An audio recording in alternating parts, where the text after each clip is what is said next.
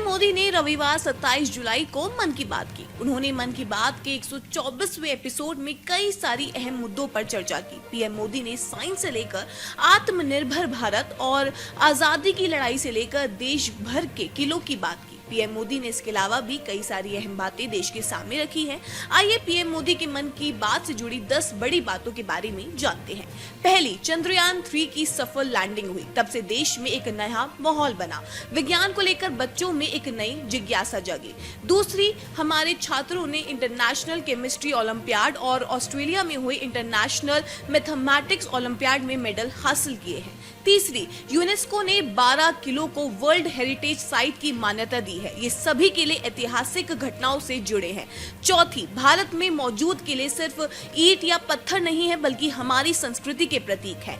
हम सभी देशवासियों को इन किलों की यात्रा करनी चाहिए और अपने इतिहास को भी जानना चाहिए। पांचवी, अनगिनत बलिदानों के बाद, सदियों की तपस्या के बाद हमें आजादी मिली थी। देश के जवानों ने अपने रक्त से आजादी के आंदोलन को सींचा था। छठी, विकसित भारत का रास्ता आत्मनिर्भर से होकर गुजरता है।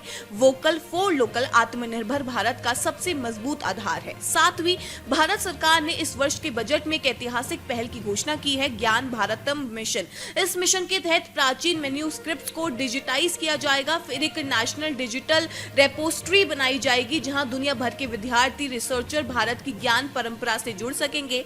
आठवीं, काजीरंगा नेशनल पार्क में पक्षियों की 40 नई प्रजातियों की पहचान की गई। ये बिना पक्षियों को परेशान किए विज्ञान की सहायता से किया गया। 9वीं, world police and fire games में भारत ने 600 मेडल हासिल किए।